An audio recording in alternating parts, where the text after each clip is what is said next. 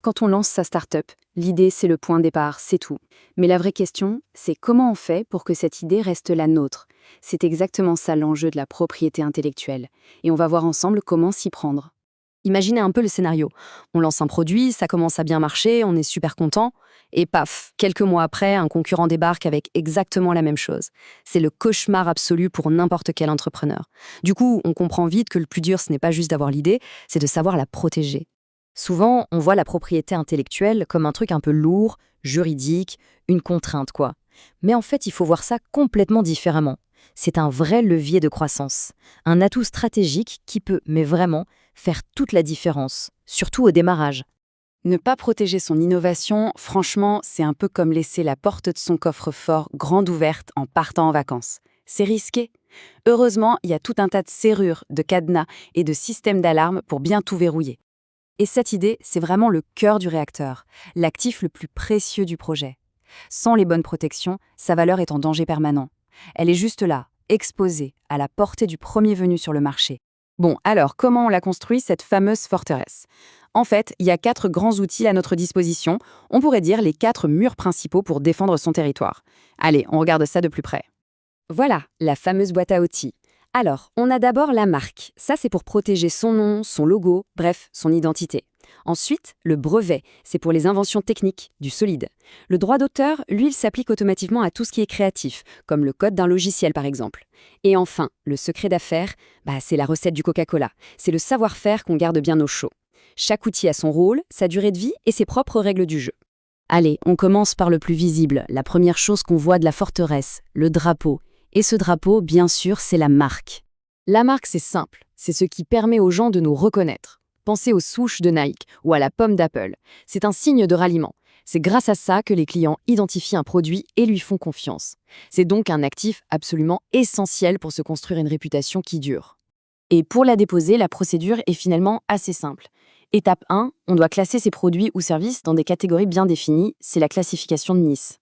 Étape 2, et là c'est super important, on vérifie que le nom est bien disponible. On va fouiller dans les bases de données de l'INPI en France ou d'autres organismes.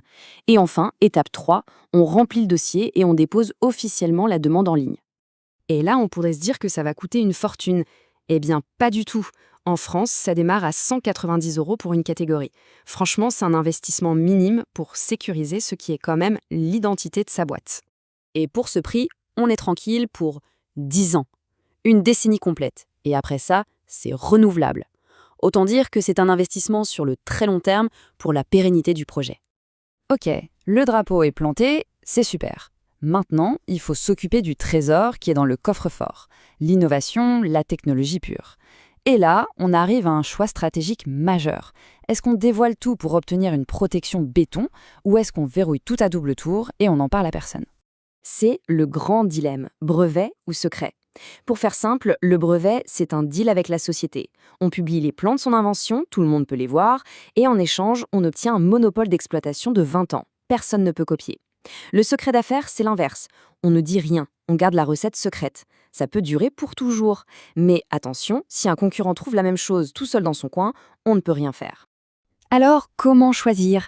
Il y a une citation géniale de l'ancien chef de l'API chez Michelin qui résume tout. Breveter tout ce qui se voit et garder ce qui peut l'être. La logique est imparable. Si un concurrent peut acheter le produit, le démonter et comprendre comment ça marche, on appelle ça le reverse engineering, alors il faut un brevet. Par contre, si l'avantage concurrentiel c'est un algorithme, un procédé de fabrication interne, quelque chose d'invisible de l'extérieur, là le secret peut être une bien meilleure carte à jouer. Parce qu'il faut bien comprendre une chose, construire sa forteresse de piaille, ce n'est pas juste pour se défendre. Non, non. C'est un vrai atout offensif, un outil super puissant pour accélérer sa croissance et créer de la valeur. Et concrètement, ça donne quoi? Eh bien, ça attire les investisseurs. Eux, ils adorent voir que les actifs clés sont bien protégés. Forcément, ça augmente la valeur de la société. Ça peut aussi, et c'est génial, générer des revenus directement grâce aux licences. Et bien sûr, ça permet de bloquer la concurrence déloyale et ça renforce énormément la crédibilité de la marque. Justement, parlons des licences. Un contrat de licence, en gros, c'est autoriser quelqu'un d'autre à utiliser son brevet, sa marque ou son logiciel en échange d'argent, ce qu'on appelle des royalties. C'est une façon très intelligente de monétiser son innovation.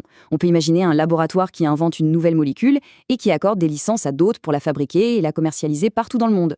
C'est une source de revenus incroyable, sans avoir à gérer toute la production et la distribution soi-même.